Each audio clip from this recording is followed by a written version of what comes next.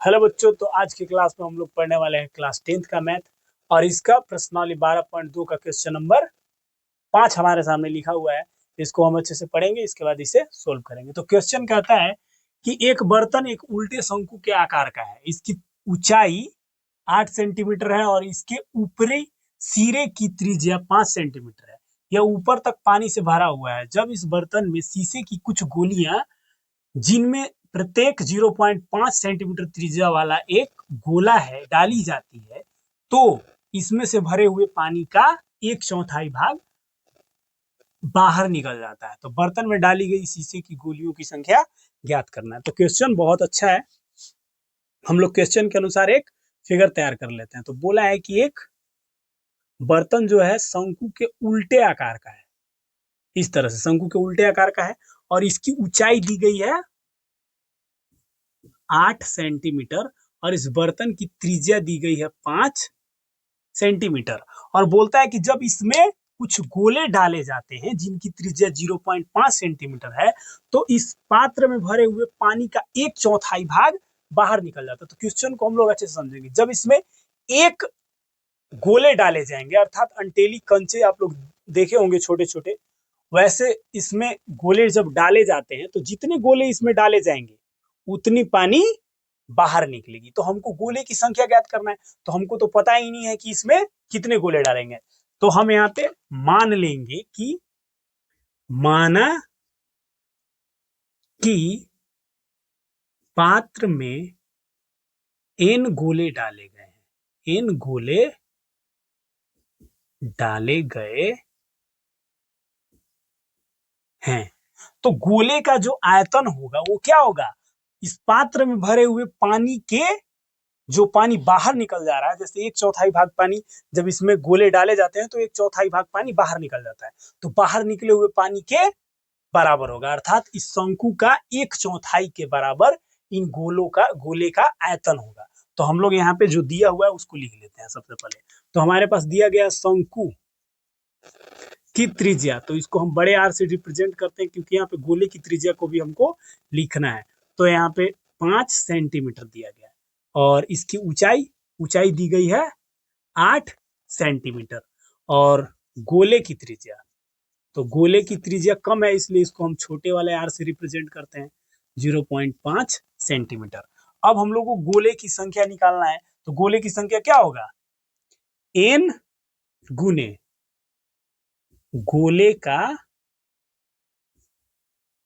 आयतन बराबर होगा किसके? शंकु के 1/4 भाग के, मतलब 1/4 गुने शंकु का आयतन। मतलब शंकु में जितने गोले डाले गए हैं, वो जब गोले इसमें डाले जाते हैं तो इसके 1/4 भाग पानी बाहर निकल जाता है। तो शंकु के 1/4 भाग के बराबर होगा n गोले का आयतन। गोलों की संख्या निकल जाएगी हमारे पास। तो यहाँ पे n गुने गोले का आयतन क्या होता है? गोले का आयतन होता है 4/3 पाई, और गोले के त्रिज्या को हम छोटे वाले आर से, तो आर क्यूब, छोटा वाला आर का क्यूब हो जाएगा 1/4। और शंकु का आयतन होता है 1/3 पाई, और बड़ा वाला आर शंकु के आयतन, शंकु की त्रिज्या को लिए बड़ा वाला आर, तो आर स्क्वायर एच हो जाएगा। अब यहाँ पे कटने वाला है कुछ, तो जैसे यहाँ पे पाई से पाई कैंसल आउट हो जाएगा और नीचे वाला 3 से ये 3 भी कैंसल हो जाएगा। तो हम लोग पहले एक तरफ ले जाते हैं, इसके बाद ही वैल्यू पुट करते हैं। तो n बराबर ये जितने भी गुना वाला है सबके सब बट्टा में आ जाएगा। 1 से मल्टीप्लाई होगा तो ऊपर में यहाँ पे आर स्क्वायर और एच ऐसे ही रह जाएगा। और ये गुना वाला जो भी है ये बट्टा में यहाँ पे पहले से ही 4 दिया गया है, और ये गुना वाला आ जाएगा बट्टा में, ये वाला एक और 4 हो जाएगा और आर का क्यूब आ जाएगा। इसको हम लोग इधर ही सोल्व कर लेते हैं। तो बड़ा वाला आर का वैल्यू हमारे पास 5, तो 5 का स्क्वायर गुना में एच हमारे पास दिया गया 8 लिख लेंगे, बट्टा में 4 है, यहाँ पे गुना में भी एक और 4, और छोटा वाला आर का क्यूब अर्थात 0.5 का क्यूब। तो ये तो 4 दूना 8 यहाँ पे कट जाएगा।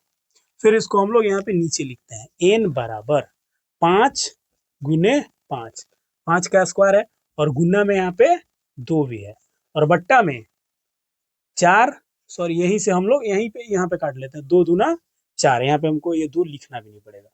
तो 2 दूना 4 यहाँ पे कट गया। अब यहाँ पे 5 अर्थात नीचे हमारे पास बच जाएगा सिर्फ और सिर्फ ये वाला 2 और गुना में 0.5 गुने 0.5 गुने 0.5 0.5 का क्यों है तो 0.5 को हम लोग 3 बार लिख लेंगे। पॉइंट हटेगा तो यहाँ पे 10 आ जाएगा, ये पॉइंट हटेगा यहाँ पे 10 आ जाएगा, ये भी पॉइंट हटेगा, गुना में आ जाएगा मेरे पास 10। अब हम लोग यहाँ पे काट लेंगे तो ये 5 से एक 5 खत्म, ये भी 5 से एक 5 खत्म, और ये 5 दूना 10 और ये 2 से 2 खत्म। यानी कि फाइनल हमारे पास n बराबर 10 गुने 10, एक बार यहाँ पे क्लियर लिख देते हैं 10 गुने 10 और बराबर आ जाएगा 100।